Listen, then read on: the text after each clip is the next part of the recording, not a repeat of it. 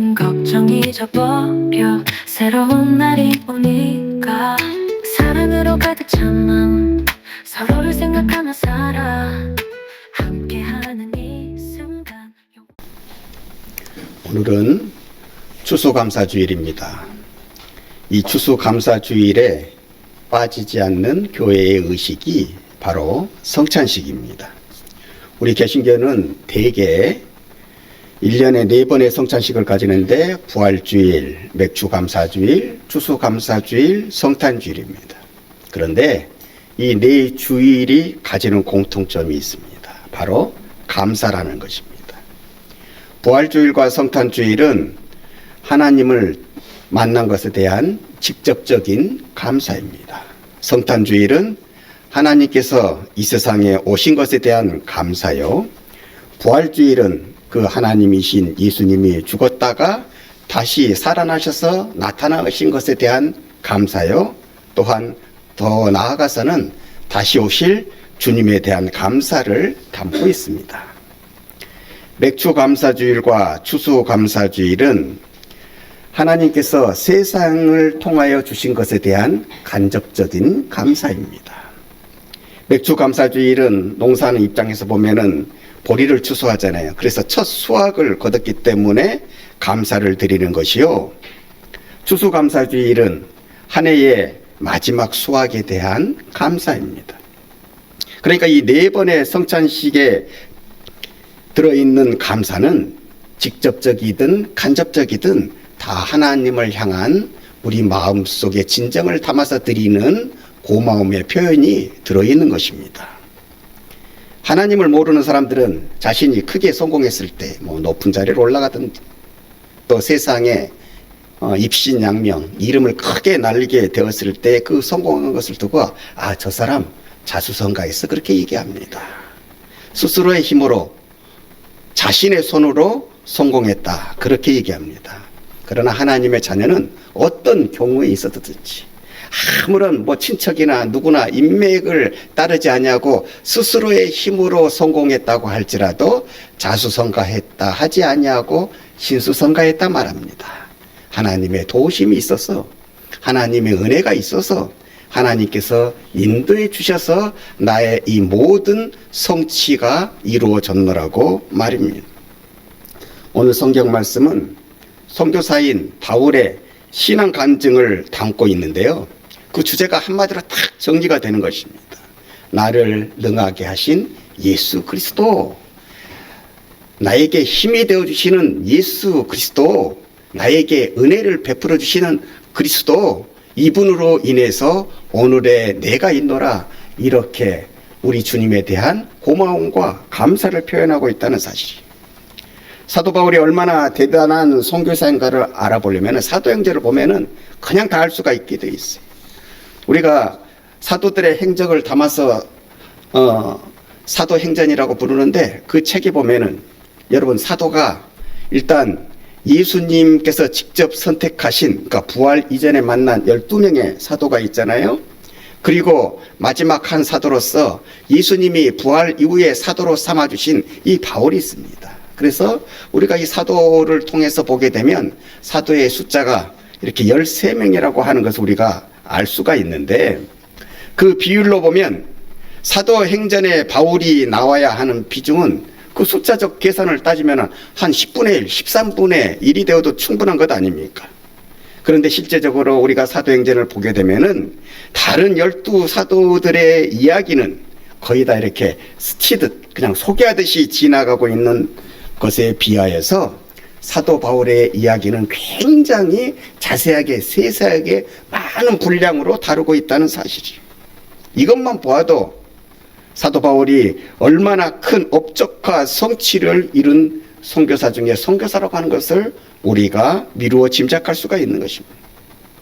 이런 위대한 선교사 바울이 그 인생의 말년에서 자기의 목회를 회상하면서 또는 자기가 지금까지 목회하면서 깨닫게 된 거기에 담겨져 있는 모든 진수를 후계자인 디모데에게 전수하려고 하면서 남긴 말씀이 오늘 성경 말씀 속에서 나오고 있는 것입니다. 나를 능하게 하신 예수 그리스도라고 말입니다. 여러분, 이때쯤에 사도 바울이 이 말을 할 때쯤이면은요, 사도 바울은 다른 것은 몰라도 초대교회에서 그 위상은 엄청나게 올라가 있었습니다. 아니, 오늘날까지도 많은 호사가들이 그렇게 얘기하죠. 사도 바울이 없이는, 즉 사도 바울이 가진 로마의 시민권이 없이는, 히브리어의 헬라어에 능통한 사도 바울의 어학 실력이 없이는, 또 더 나가서 좀 더 생각할 줄 아는 사람은 사도 바울은 글쓰기의 천재였거든요. 작문의 천재였다 이 말입니다. 그의 글쓰기의 능력이 없이는 이방인의 선교가 성공하지 못했을 것이라고. 그래서 하나님도 그런 능력을 생각하셔서 사도 바울을 택하셨을 거라고 그렇게 얘기하는 분들도 있습니다. 사도 바울 개인이 가지는 능력을, 그 성취를 그때나 오늘이나 찬양하는 분위기 속에서 정작 사도 바울은 이렇게 얘기하고 있는 것입니다. 디모데야, 나의 후계자야, 잘 들어라. 나의 오늘을 있게 하신 이는 바로 예수 그리스도다. 예수 그리스도가 나를 능하게 하셨기 때문에 오늘의 내가 있는 것이다. 이렇게 말씀하고 있다는 사실이에요. 그래서 12절에 이렇게 말씀하잖아요. 나를 능하게 하신 그리스도 예수 우리 주께 내가 감사함은 나를 충성되이 여겨 내게 직분을 맡기심이니. 나를 능하게 하신 예수 그리스도께 내가 감사를 하게 되어지는데, 그 감사하는 이유와 원인을 이렇게 얘기하고 있는 거예요. 나를 충성되이 여겨 내게 직분을 맡기셨다고.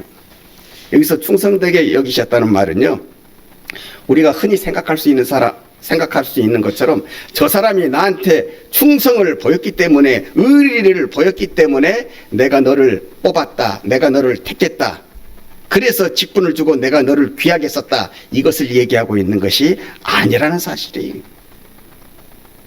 이게 이 사도 바울을 택하시는 주님의 뽑음이, 선택이 오늘날 세상에서, 세상의 회사들이 사람을 뽑는 것과는 전혀 판이하게 다르다고 하는 사실이에요. 요즘에 면접의 시즌이잖아요. 그래서 많은 면접관들이 이제 자기 회사에 들어오게 될 이제 직원을 뽑는 것을 우리가 요즘 세상에서 많이 듣게 되어지는데요. 그 사람들은요, 그 면접을 통해서 딴 거 보려고 하는 거 아니에요. 이 사람이 얼마나 우리 회사에 대해서 충성심을 가지고 있는가, 바로 그런 것을 보고 그런 기미가 느껴지지 아니하면은 절대로 뽑질 않습니다. 아무리 훌륭한 인성을 가지고 잠재되어 능력을 가지고 있다고 할지라도 자기들의 눈에, 면접관의 눈에 이렇게 자기들에게 충성할 그런 것들이 보이지 아니하면은 뽑지를 않는 거예요. 이것이 세상이 사람을 뽑는 기준입니다. 그것으로 잘 뽑았다 얘기하는 것입니다. 그러나 사도 바울은 그렇게 뽑힌 것이 아닙니다. 세상의 기준으로 뽑힌 것이 아닙니다. 사도 바울은 어느 날 붙잡혔어요. 자기가 맡게 될 일이 얼마나 중요한 일인지도 모르고 그냥 붙잡힌 것입니다. 그렇게 해서 이방인에게 복음을 전하는 사도가 된 것입니다. 이렇게 잡히고 뽑혔으니 하나님의 일꾼됨에 있어서 자기 선택이 하나도 없는 것 아니겠습니까? 자기 공로가 하나도 없는 것 아니겠습니까? 그래서 그렇게 얘기하는 거예요. 나의 나 된 것은 오로지 하나님의 은혜라고 말입니다. 그리고 거기에서 그치지 않냐고 더 양심적으로 고백을 합니다. 내가 나를 선택하신 하나님 앞에, 내가 그분 앞에 설 때마다 더욱 몸둘 바를 모르게 되는 것은, 여러분, 우리가 가끔 연예인들 중에 자기가 이렇게 막 이력서나 뭐 그런 거 넣지 않냐고, 뭐 연예 기획사를 다니지 않냐고 그냥 옹격결에 쉽게 된 분들 우리가 가끔 이렇게 만나보게 되잖아요. 아유, 나는 길거리를 가다가 캐스팅 되었네요, 뭐 이렇게 얘기하는 분들, 우리가 그렇게 운 좋게 픽업된 분들을 볼 수 있게 되는데, 이 사도 바울은 내가 어느 날 길거리를 가다가 캐스팅된 그 정도의 운을 가지고, 그 정도의 은혜를 가지고, 그 정도의 축복을 가지고 내가 뽑힌 것이 아니라고 하는 것을 지금 얘기하고 있는 거예요. 나는 하나님의 원수였습니다. 나는 하나님의 반대편에 있다가 캐스팅되고 뽑히고 픽업됐다, 이것을 얘기하고 있는 것입니다. 그래서 13절과 같이 말씀하는 것, 내가 전에는 비방자였으나, 내가 전에는 박해자였으나, 내가 전에는 폭행자였으나 도리어 긍휼을 입은 자가 된 이 하나님의 은혜가 있어, 이 하나님의 능력이 있어 내가 사도가 되었습니다. 이렇게 고백하기에 나는 하나님 앞에서 그 앞에 설 때마다 몸둘바를 더 모르게 되는 거, 어쩔 줄 몰라 더 긴장을 하는 것입니다. 이렇게 고백하고 있다는 사실이. 하나님 편에서 보면은 징계를 받아야 될 사람이, 죄값을 치러야 될 사람이 오히려 사랑을 받아서, 은혜를 받아서 복음을 전하는 사람이 되었으니 나는 더욱 감사할 수밖에 없습니다. 또 이 가운데 복음을 전하는 직책을 받았다고 할지라도 사도가 아니라 저 조그마한 사명을 그냥 주는 것도 괜찮잖아요. 사도라고 하는 큰 사명을 주는 것보다도 반대편에 있었던 사람이기 때문에 조그마한 직책을 준다고 할지라도 감지덕지할 판인데, 하나님께서 나에게 사도라는 직책을 주시고 내가 그것을 받았을 때에도 나조차도 깜짝 놀라고 내가 어떻게 이것을 감당할 수 있을까 그렇게 생각하는 순간이 있었다고 할지라도 그런 나를 들어쓰셔서 오늘날에 이렇게 위대하고 아름다운 일들을 다 이루게 하셨으니, 가히 되어진 이 모든 일들이 내게 주어진 능력에 있는 것이 아니라 때마다 일마다 도우시는 우리 주님의 능력에 있었다고 고백하고 있는 거예요. 사랑하는 여러분, 우리가 사도 바울을 볼 때에 영적인 것, 눈에 보이지 않는 것을 모르고 보면 그저 사도 바울의 신분적인 배경이나 지식적인 배경만을 보고 하나님께서 그를 될 만하니까 픽업하셨다고 생각할 수 있지만은, 우리가 성경에 나와 있는 사도 바울의 일대기를 좀 더 깊이 성찰해 보면 처음부터 끝까지가 다 하나님께서 주관하신 은혜 속에서 사도 바울이라고 하는 인물이 만들었던 것을 우리가 알 수가 있는 거예요. 택할 때만 은혜가 주신 것이 아니라 택하셨기 때문에 끝까지 책임지시고 모든 핸디캡들을 우리 주님께서 다 가져가시면서 이 사도 바울을 우리가 아는 그 위대한 인물로 만들어 놓으셨던 거예요. 이 은혜가 우리에게도 있다고 하는 것을 믿으시기를 주님의 이름으로 축원합니다. 다메섹 길 위에서 부활하신 예수님을 만났습니다. 이 사도 바울이 뭔지를 모르는 거예요. 놀라고 충격 속에서 그저 기도만 하고 있는 거예요. 이게 무슨 일인가? 예수님이 살아계시다니, 부활하셔서 살아계시다니. 이 충격에, 이 놀라움 속에 눈이 또한 멀어져 가지고 기도만 할 수밖에 없는, 어찌할 바를 이 모르는 과정 속에 우리 주님께서 아나니아라고 하는 선지자를 친히 우리 사도 바울에게 보내셔가지고 내가 이렇게 된 이유가 자가 이렇고 우가 이렇고 자초지종을 다 설명하게 되니 거기에서 큰 은혜를 또한 받게 된 것 아닙니까? 또한 그리스도인들에게는 워낙 악질로 알려진 사람인지라 사도 바울의 회심을 두고 사람들이 그러는 거예요. 그리스도인들이 콩으로 매주를 쓴다고 해도 사도 바울이 예수님 믿는 사람이 되어졌다고 해서는 절대로 믿을 수 없는 이런 상황 속에서 예수님께서는 사도 바울을 아라비아 사막으로 보내셔가지고 또한 그 3년 동안에 귀한 영성을 허락하여 주셨어. 다시 한번 하나님의 일을 하게 될 때에는 오늘날까지도 우리가 연구하고 공부할 수밖에 없는 바울의 신학, 의인론, 구원론 다 그를 통하여 말씀하게 하셔서 그것을 주어지게 하여 주셔서 이 세상에 출도시킨 것 아니겠습니까? 또 몸이 약한 사도 바울에게 의사 누가를 주치의로 붙여주셔서 그 모든 사역을 잘 감당하게 하신 것을 보게 되면 사도 바울이 나를 능하게 하신 예수 그리스도라고 하는 이 말이 헛되로 하는 말이라고 하는 것을 아니라고 하는 것을 우리가 깨닫게 되는 것입니다. 그래서 사도 바울은 오늘 16절에 그러나 내가 긍휼을 입은 까닭은 예수 그리스도께서 내게 먼저 일체 오래 참으심을 보이사 후에 주를 믿어 영생 얻는 자들에게 본이 되게 하려 하심이라. 사도 바울은 순간순간 짬이 날 때마다 자기가 사도된 것에 대해서 깊이 묵상합니다. 깊이 생각합니다. 내가 어쩌다가 이렇게 큰 복을 받았을까? 거기에 깃들인 과정도 생각나게 되고 거기에 깃들인 이유도 이제는 그 깊은 생각 끝에 깨닫게 되는데 그 과정이라고 하는 게 무엇입니까? 그래, 주님께서 먼저 나에 대해서 오래 참아주셨기 때문에 내가 사도가 되었구나. 먼저 오래 참음을 나한테 보여주셨어. 여러분, 사도 바울이 예수님 믿기 전에 한 일을 두고 네 죄를 네가 알렸다 이렇게 하고 예수님께서 탁 판단을 내리시고 결과를 행하셨다면 어떻게 되겠습니까? 오늘 우리가 아는 사도 바울은 이 세상에서 존재할 수가 없는 거예요. 그렇게 영적으로 악행을 입삼는 그 사도 바울에게 주님께서 끝없이 참아주셨기 때문에 끝까지 그를 쓰시려고 오래 참으심을 먼저 보여주셨기 때문에 그 과정 속에 내가 있다고 하는 것을 깨달은 거예요. 그리고 내가 사도가 된 이유가 무엇이겠습니까? 그렇구나.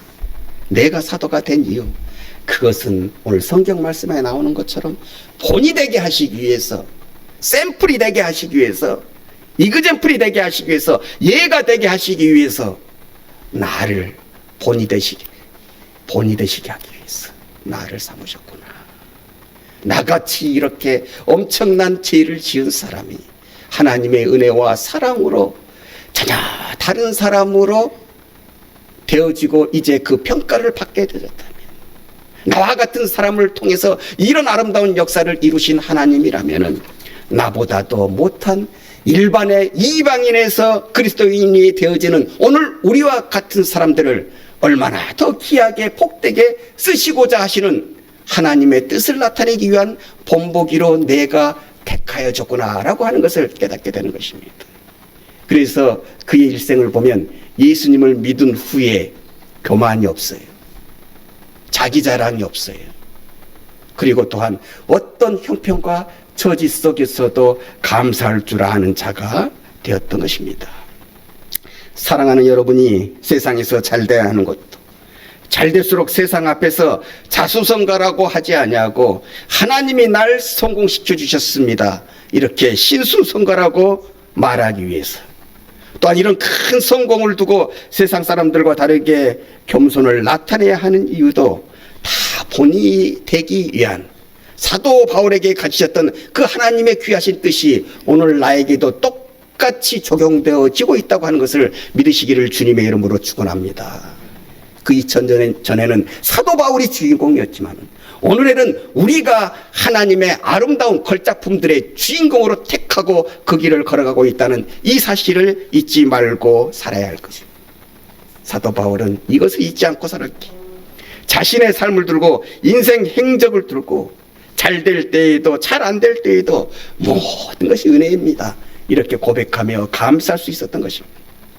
그래서 복음을 전할 때 의기양양할 때도 있었잖아요. 하나님께서 병든 자를 다 고쳐주시고 심지어 예수님처럼 죽은 자까지도 살려주시는 기적을 그의 손에다가 주고 지시지 않았습니까? 이때 하나님께 참 감사했겠죠? 이때 하나님께 참 감사했겠습니다마는 이때만 감사한 것이 아닙니다. 복음을 전하려다가 목숨이 경각에 달렸을 때 원수들을 피해서 광주리에 달려져서 이렇게 도망칠 때가 있었거든요. 이때 얼마나 초라합니까? 이때 이런 불평할 수 있잖아요. 하나님, 나를 이렇게 사도로 만들어 주셨으면 이런 모습은 나의 삶 가운데 연출하지 말으셔야 되는 것 아닙니까? 사도가 광주리를 타고 목숨을 부지하려고 이렇게 어렵고 힘들게 도망치게 하시되 이 뭐 하나님께 영광이 되겠습니까? 이렇게 얘기할 수 있는 그 초라한 형편 속에서도 자신의 목숨을 구해주신 하나님께 감사를 드렸습니다.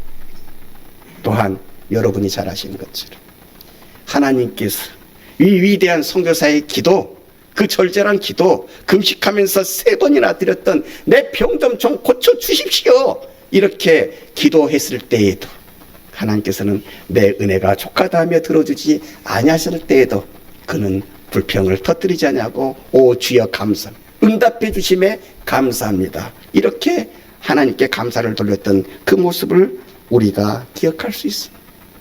사도 바울은 삶의 어느 편에서든지 감사했습니다. 이것이 사도 바울의 감사요, 이것이 바로 그리스도인의 감사요. 사도 바울이어서 이런 감사를 할 수 있는 것이 아니라 우리도 할 수 있는, 아니 우리가 해야 하는 감사인 것입니다. 이 감사의 모습이 우리의 삶 가운데 나타나게 되어질 때 바울을 변화시키셔서 그렇게 아름답게 사용하셨던 예수님의 능력도 끝까지 우리의 삶 속에 나타나게 되어져서 우리의 입술로도 이렇게 고백하게 하실 것입니다. 나를 능하게 하신 예수 그리스도라고 말입니다. 이렇게 감사하며 살아가시는 사랑하는 우리 믿음의 식구가 되어지시기를 주님의 이름으로 간절히 축원합니다. 희망의 빛